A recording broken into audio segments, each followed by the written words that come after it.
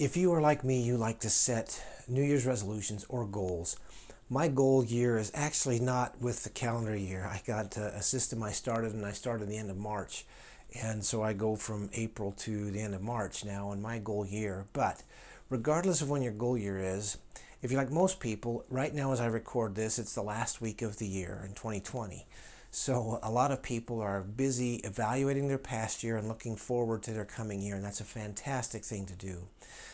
Unfortunately, the reality is a lot of times we get to week 3, 4, maybe 5 into the new year, and our resolve, as we call them resolutions, has kind of gone away. And unless we're really committed, we're not doing it anymore. I remember one year we have this family newsletter, and my mom wrote in her letter, and it was a January month for the letter, and she said, I took out my New Year's resolutions from last year, and they looked perfectly good for this year, so I'll just use those ones again.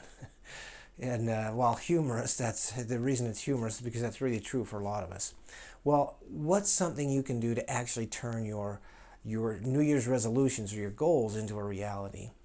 Here's one thing that I want to give you as a suggestion, something to consider. In fact, as I stand here doing this, I'm in my office, which is now in a downstairs room in our house.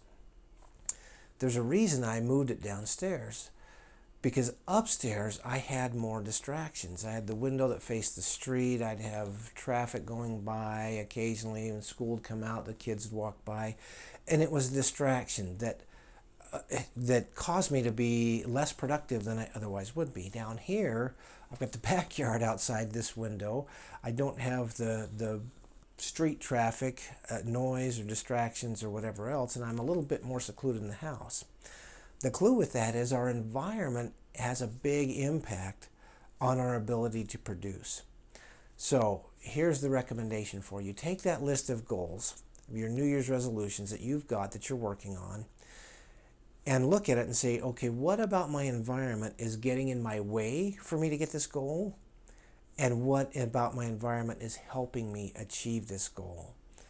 And then look at how you can change your environment to actually stack the cards in your favor so that you are more likely to achieve your goal. There's different books that I've read about that have made reference to that, but the one that is most relevant to that specific principle is this one called Willpower Doesn't Work by Dr. Benjamin Hardy. So if you want more information about that, I recommend that book to you. But look at your environment. What is it that's distracting you? Do you got a lot of distractions? Do you need to clean out the clutter so you can focus on the work? Do you need to set up a specific room in your house to go work on that specific object or that specific purpose, your workroom, or maybe your office where you work for your employment has a lot of distractions about it. Maybe you need to limit the distractions and put the things in order so that you can focus on your work and be more productive. Hopefully that helps a little bit with you. If one of your objectives or your goals has to do with better money management, then reach out to me and let's talk about your specific situation, because another thing you can do to have success is get coaches, and I'd love to talk to you about your situation.